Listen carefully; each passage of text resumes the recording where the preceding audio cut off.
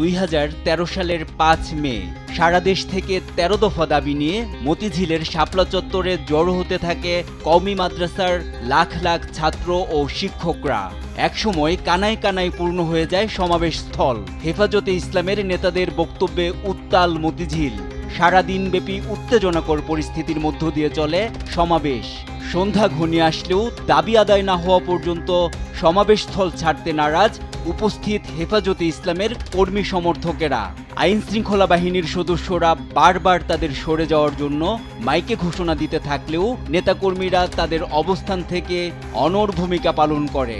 রাত গভীর হয়ে আসে। ঘড়িতে তখন 1:15।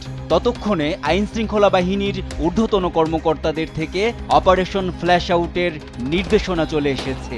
হঠাৎ নিভে যায় আশেপাশের সব আলো।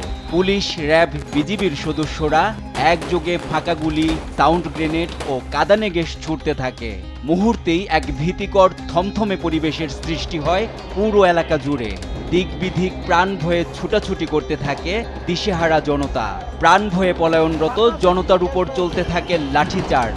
সে রাতে আইন শৃঙ্খলা বাহিনীর অপারেশন ফ্ল্যাশ আউটে ঠিক কতজন মানুষ হতাহত হয়েছিল তার সঠিক তথ্য কোথাও পাওয়া যায়নি।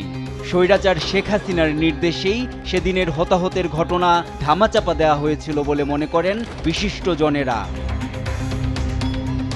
গত 14 ডিসেম্বর আন্তর্জাতিক অপরাধ ট্রাইব্যুনাল থেকে ডিএমপি বরাবর পাঠানো চিঠিতে বলা হয়, হেফাজতে ইসলাম আয়োজিত সমাবেশে সাবেক সরকারের বিভিন্ন বাহিনী, আওয়ামী লীগ ও দলীয় সশস্ত্র ব্যক্তিরা পরিকল্পিতভাবে শাপলা চত্বর, মতিঝিল ও এর আশেপাশের এলাকায় বৈদ্যুতিক ব্ল্যাকআউট করে হেফাজত নেতাকর্মীদের উপর নির্বিচারে গুলিবর্ষণ করে।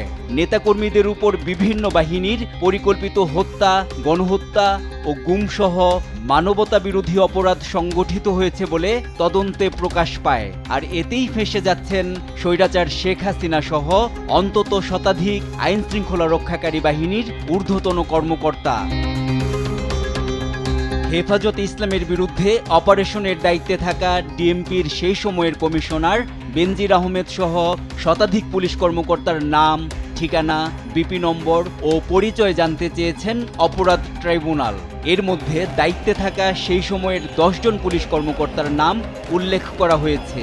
তারা হলেন ডিএমপির সেই সময়ের মতিঝিল বিভাগের এডিসি SM মেহেদি হাসান ও মোহাম্মদ আসাদুজ্জামান, ট্রাফিক পূর্ব বিভাগের এডিসি মাইনুল হাসান, রমনা বিভাগের এডিসি মঞ্জুর রহমান ও আনোয়ার হোসেন, ডিসি খান মোহাম্মদ রেজওয়ান, লালবাগ বিভাগের ডিসি মোহাম্মদ হারুন আর রশিদ, ডিবি পশ্চিমের এডিসি মশিউর রহমান ও ডিবি দক্ষিণের কর্মকর্তা নাসির উদ্দিন খান।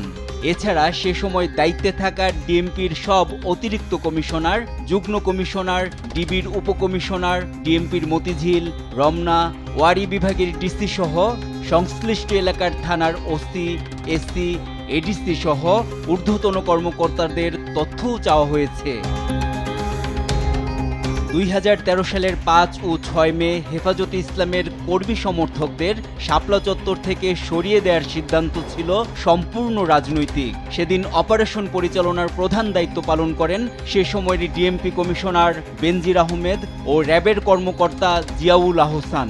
তারা যেভাবে নির্দেশনা দিয়েছে সেভাবেই মাঠে দায়িত্ব পালন করতে হয়েছে সেখানে নিয়োজিত আইন শৃঙ্খলা বাহিনীর সদস্যদের।